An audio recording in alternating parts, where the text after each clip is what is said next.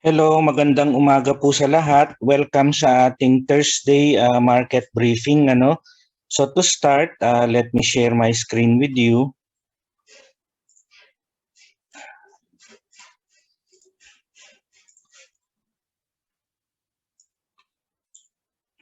Yan. So umpisahan po natin sa I hope naririnig ako ng maayos, no? Umpisahan po natin sa euro. Just like what we always do, we go to the daily chart ng euro and look at the bias of today's possible bias ng today's trading.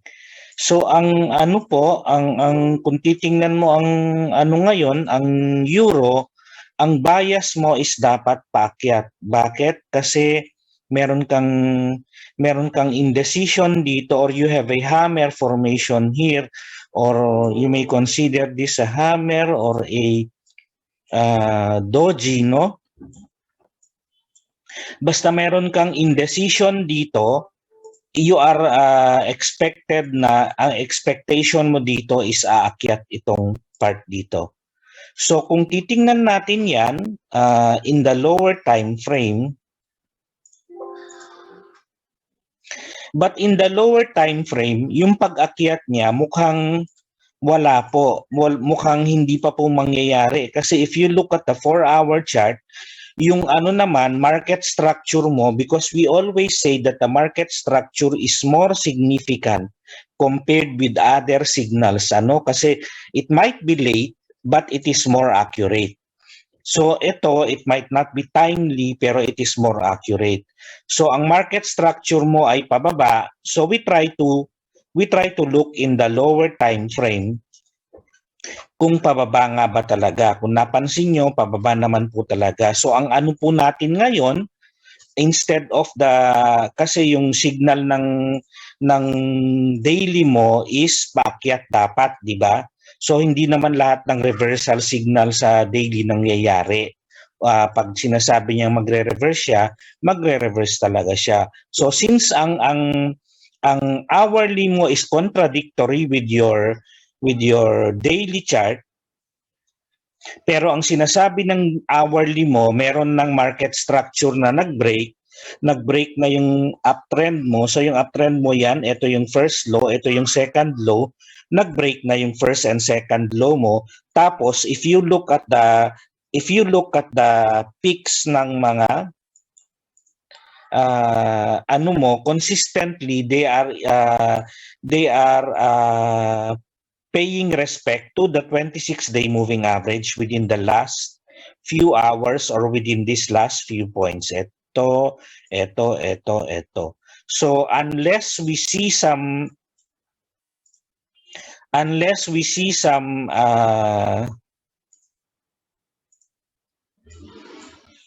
some significant changes in the market structure here, we are by rules of technical analysis, no, yung mga alam natin sa technical analysis, we are inclined to consider a downward trend for euro today. So yan po, ang gagawin po natin is ano po tayo, we will wait for a selling opportunity at this area at 2015 area. Yun yung sa 50-day moving average natin, considering na kung halimbawa mag-slow down yung kanyang pagbaba, so most likely it is going to pay respect to the 50-day moving average, no? So kung selling ka sa 2015, ang target mo is 1942. Yung 1942 po ay itong low na to. Yan, so ang 1942, sorry ha, kasi per hour yan, it's most likely this one. 1968, 1942 should be somewhere here, no?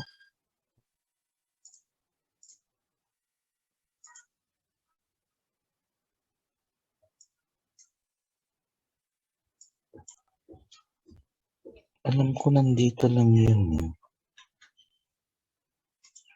The next low here na clear po ay this one. If you notice this one, dito po, no? So, it's either here, itong low na ito, or yung 50% na retracement from the move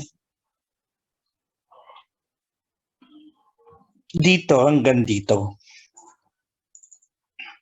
Pwede bang igalaw to? Lipat lang natin.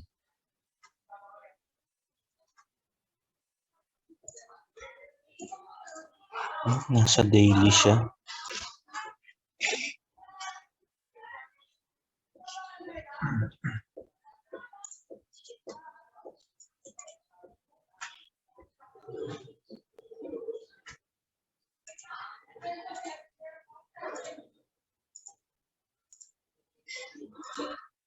So, yung target po natin is 1925, which is near this support area. Kasi itong support area na to, established by this highs here and this high here, yan po ang pwedeng puntahan niya next. If it's going to go down, ano po? So, 1925, ayan, 1925, and then yung cut loss mo is of course based on 22 pips na ATR. So yan po ay 2037. So kung wala na pong tanong sa euro, tayo naman ay lilipat sa British pound. Ang British pound po naman technically, if you look at your daily chart, kung titingnan mo yan, consistently, it has been moving higher lows pa naman sa daily natin. So, ang bias niya is it remains intact na uptrend siya. Makikita mo naman yan sa smaller time frame. It will be clearer. Ayan, oh. So, ang ano po niya, if you look at your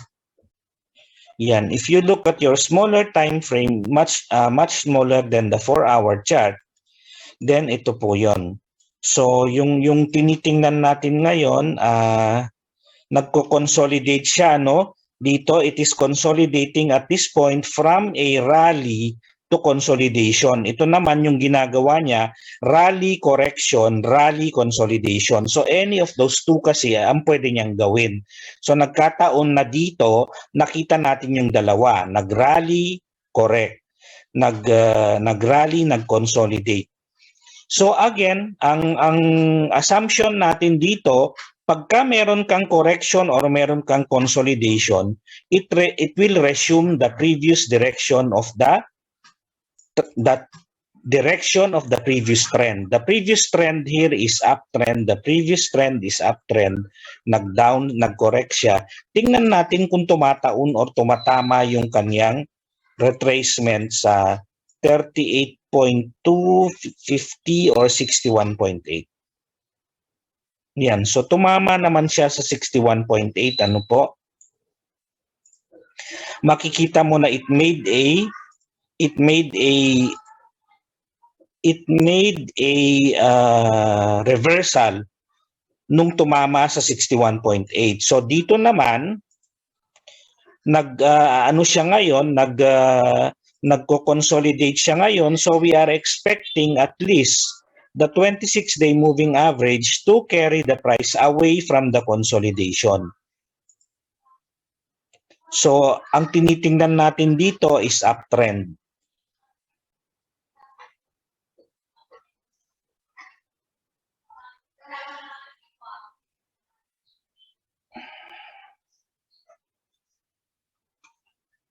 Wala kang makitang pwedeng tuntungan ng presyo mo. So we will assume na since ang mas sensitive dito ay ito, nakikita mo yung mga ilalim niya, we will assume na yan po ang mag-aano ng presyo natin. That will carry the price away from the consolidation. It's 38.96, no? So we put a buying at 38.96.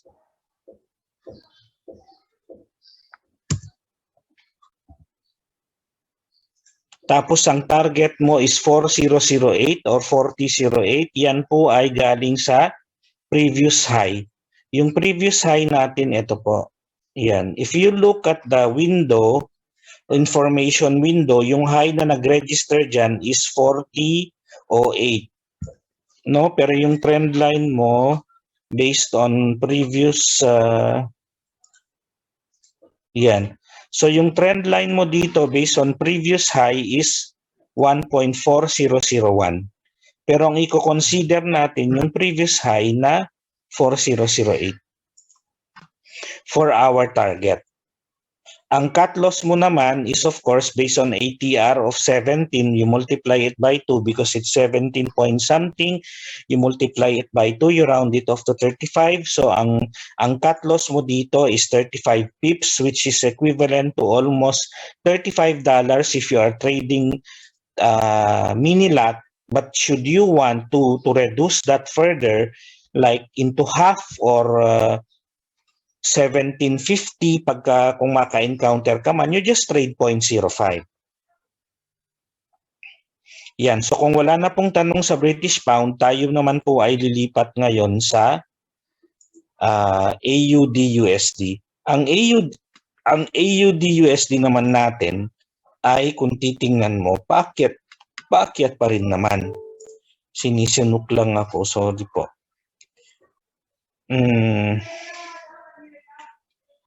Ang trend mo ngayon is you are nasa gitna ka, ano, so it's within the consolidation, so it may either move up or move down. Pero ang general trend niya is paakyat, because if you are going to draw trend line dito, you will draw your trend line here. Sometimes when I say yan, so paakyat pa rin siya. Pero within this paakyat, meron kang pwedeng pagbaba or merong mga pwedeng mangyari na ang trend within that uptrend channel or uptrend line is pababa. So right now, nasa gitna ka ng consolidation, we do not know. So ito yung trend mo, ito yung prevailing trend mo. You are having consolidation here, so you do not know whether it's going up or down, but the momentum here is uptrend. So wag po kayong malilito, no? Inaano lang natin. We are just trying to identify kung ano yung mga forces that are predominant right now in the market with regards to the AUD-USD. So ito, nasa gitna ka, ang gagawin mo ngayon since meron kang predominant na trend sa market, na uptrend, what you will look for is, sa 4 hours mo is buying opportunity. So yung buying opportunity mo dito will come here or here. Kasi your prices are still moving above your 200-day moving average, therefore, mas more likely na mag-a-up pa rin po siya. So kung titingnan mo to, dito, ang buying mo dito is itong level na to, no? Which is 77.43 just last an hour ago. If ever na mag-touch po yan again sa 77.43, tamang-tama dito sa paglapit ng 26-day moving average, yan po yung buying. So 77, bakit 78 ang ay naduling ako sa paglalagay ng ano. Yan, 77.43. Ang target mo is 78.49. Saan galing ang 78.49? Etong previous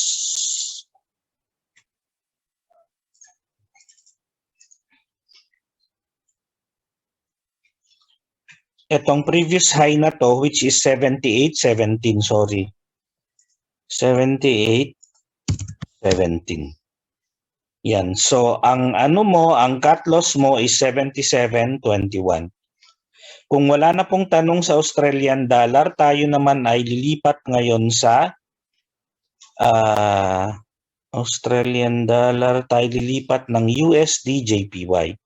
Sa USD JPY naman, kung titingnan po ninyo, medyo may ang bias niya ay paakyat pa rin. Kasi if you look at your daily chart, no, so yung daily mo ay paakyat pa rin naman siya. Because it is moving above the moving averages, and if you look at your hourly chart, your lower time frame chart, makikita mo na nagko-consolidate siya ngayon, pero ang target pa rin niya ay ang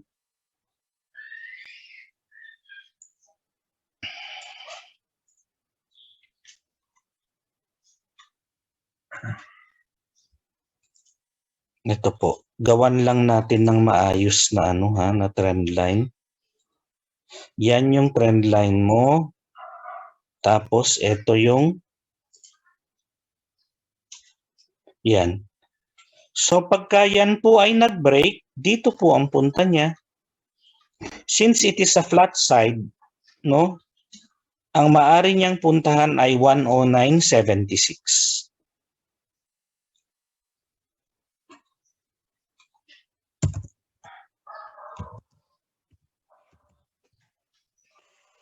Tapos ang buying mo can come from, if you go to your smaller time frame, yung buying mo can come from this area.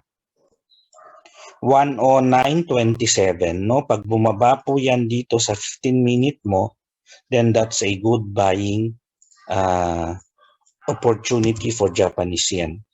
It's at 109.27.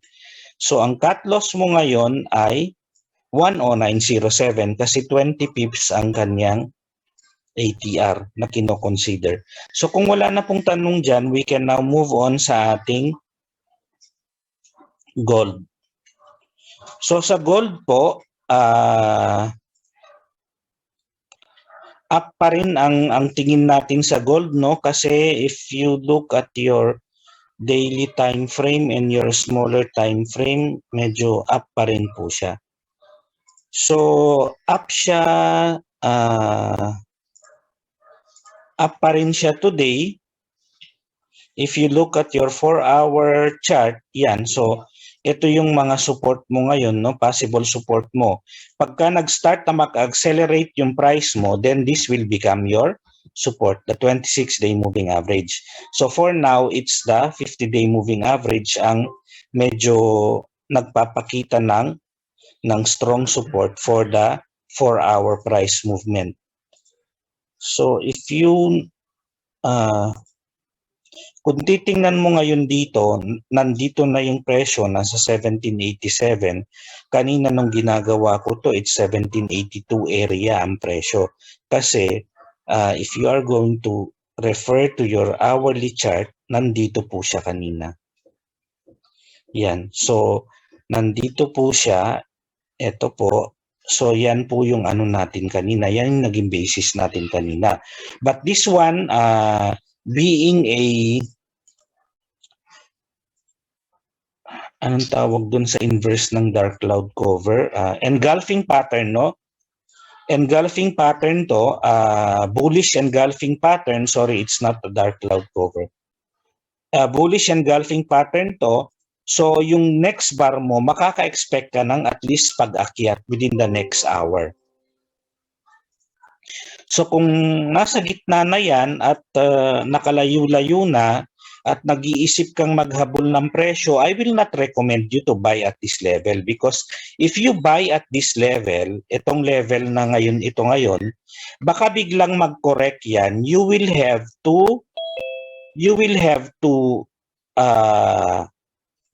to tolerate losses up to the break of this previous low before you can make your decision to cut your losses. Ito po. So ang inaano po natin dito ay ito po. Pagka nag-correct po siya ulit dito sa 50-day moving average, which is about 17.84 dito sa ano natin, no? Diyan po yung buying po natin, at least sa hourly yan. Sa hourly, which is 1782.58, sorry. Yan, pagka nag-correct po siya ulit dyan sa hourly ng 1782, then you may you may buy sa 1782 area.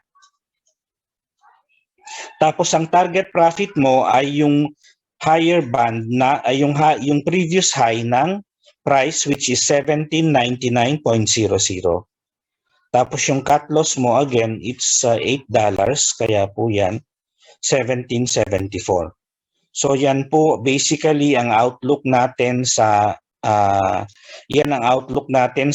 today's market. But today's market is going to be very, very volatile because of a string of monetary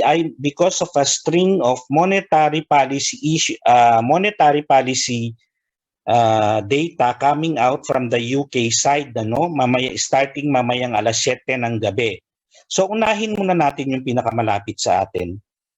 So mamaya ng alas 5, you can expect that the market will become volatile already kasi meron kang retail sales coming from the Eurozone area.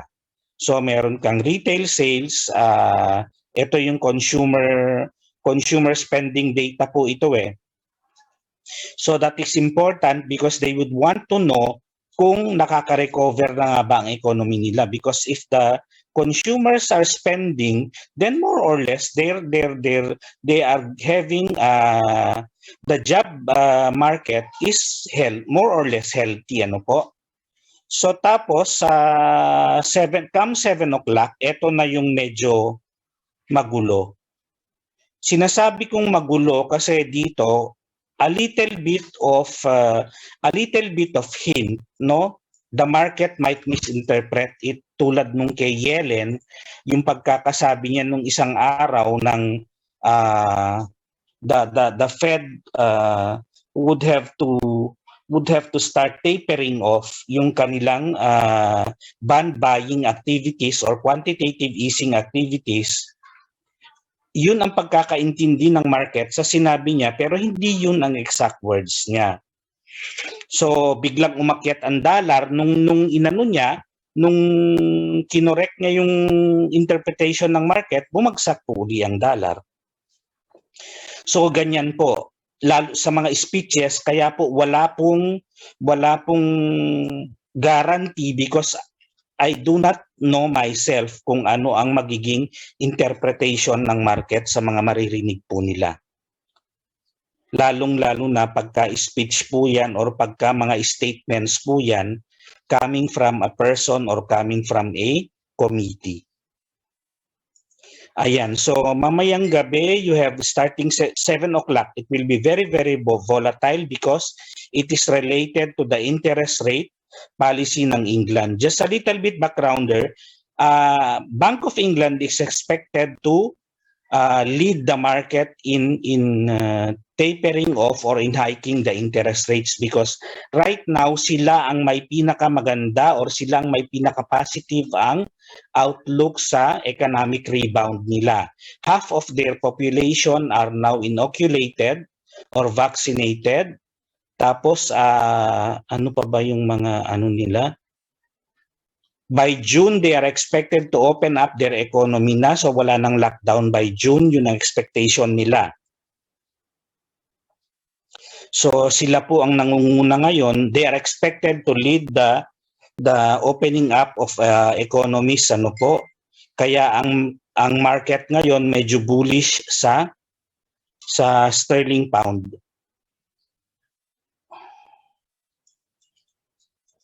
Tapos, ang ECB naman mamayang 7:25, magkakaroon na naman ng speech.